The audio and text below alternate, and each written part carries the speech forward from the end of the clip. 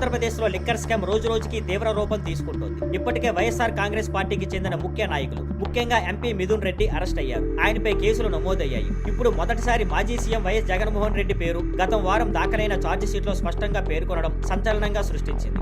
ఈ charge sheet రాగానే మిథున్ రెడ్డిని అరెస్ట్ చేశారు. ఇంటెలిజెన్స్ మరియు మీడియా రిపోర్ట్స్ ప్రకారం జగన్ కు మిథున్ రెడ్డి ఇచ్చే సాక్ష్యాలు నేరుగా లింక్ అయితే వైఎస్ఆర్సీపీకి ఇది పెద్ద షాక్ అవుతుంది. ఈ నేపథ్యంలో ఈనాడు, ఆంధ్రజ్యోతి వంటి పెద్ద పత్రికలు ఈ ఉదయం ఒక సంచలన రిపోర్ట్స్ ప్రచురించాయి. అందులో జగన్ ను లిక్కర్ స్కామ్ బిగ్ బాస్ అని పేర్కొన్నారు. ఈ స్కామ్ ద్వారా దాదాపు 3,500 కోట్లు సంపాదించారని రిపోర్టుల్లో చెబుతున్నారు. ఈ ఆపరేషన్ మొత్తం రాజ్ కాశీరెడ్డి ద్వారా నడిపించబడిందట.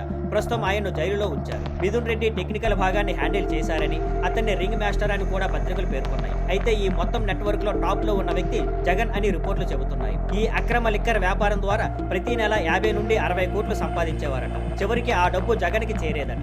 రాజ్ కాశీరెడ్డి డబ్బు కలెక్ట్ చేసి మిథున్ రెడ్డి, విజయసాయిరెడ్డి లాంటి వారికి ఇచ్చేవాడు. వాళ్ళు ఆ డబ్బును జగన్ కు పంపేవారట. ఇప్పుడు మీడియా రిపోర్టులు కూడా ఎస్ఐటి దర్యాప్తుకి బలాన్ని ఇస్తున్నాయి. ఇప్పుడు బిగ్ బాస్ అని పేరొచ్చిన నేపథ్యంలో ఇకపై చర్యలు ఎలా ఉండబోతున్నాయో చూడాలి. ముందు రోజుల్లో పెద్ద పరిణామాలు జరగనున్నాయన్న అంచనాలు ఉన్నాయి.